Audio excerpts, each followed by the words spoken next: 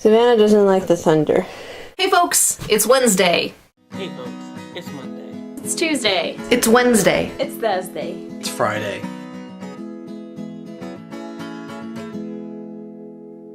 And we have a new background because I'm back home and I don't have my big tripod, I just have my little one, so it's on my bookcase, and this is what you're gonna get for the rest of the summer. So I didn't make a video last week because of lots of reasons, but I'll get to YouTube at the end of this video because what I really want to focus on is this week's topic, which is sex in the media or sex in society. Do we think it's too much? Do we think it's not enough? What are our opinions on it?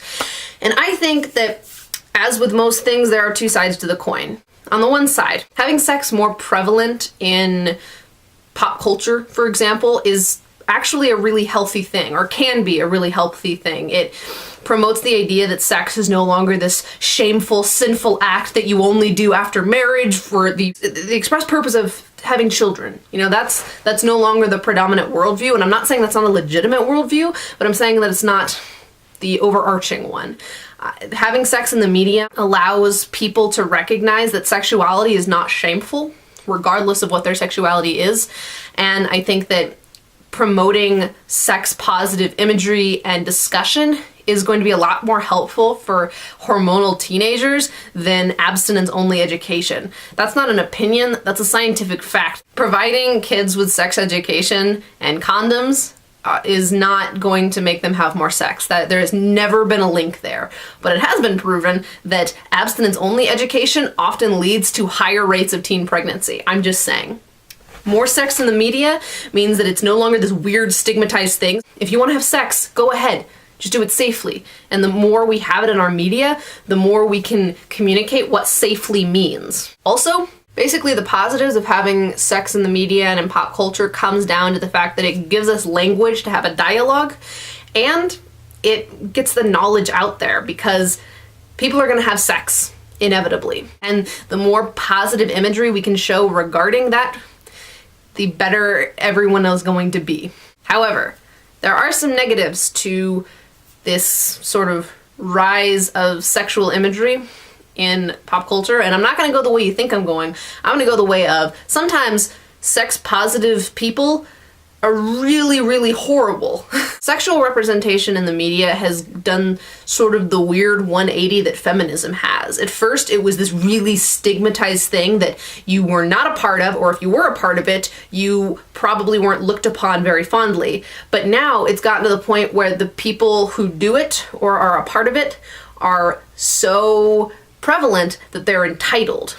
And that's not how social movements should go. It's great that if you're having sex, you feel sexually empowered and you feel in control of your body and you feel good about your body, and because of that you are free to have sex. Like, it's great that sex gives you those sorts of things. It's great that you like sex and that you practice it safely, but that does not mean that not having sex is the opposite of those things. It doesn't mean that holding on to that V card or wanting to stay chaste until marriage is a bad thing or is setting your sex-positive movement back.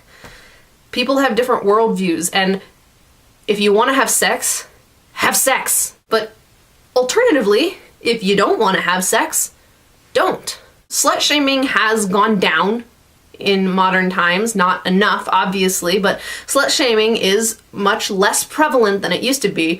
But you know what's more prevalent? Virgin shaming. And that's so bizarre to me. Someone's sexual choices should be entirely their own and are none of your business. This video kind of come down to two things. First, that sex in society can be a really positive thing because it gives us more language for dialogue and it promotes, you know, sexual knowledge and sexual education. But on the other hand, sex in society has created this weird, like, virgin shaming movement that is equally as hurtful as the slut shaming movement was a while back. So, have sex. Or don't. I don't care. Just make sure whatever choice you make it for you, not for politics or for other people. So yeah, that's my thoughts on sex in society. Briefly, to answer some of the YouTube questions, because I didn't make a video last week, sorry. I came into YouTube because I discovered I had iMovie on my laptop, and I discovered that I didn't need a camera. I could just use my webcam to record things. So I just sort of started doing it because I found out I could. Things I like or dislike about YouTube. I really wish that our subscriptions went back to the grid style that they had for a while. I hate the stupid like one a row. I just hate that. However, I do like that YouTube really tries to promote original content, and good on them for pioneering a new industry and making it as successful as it has been. So yeah, sex, YouTube, etc. Laya, I will see you tomorrow.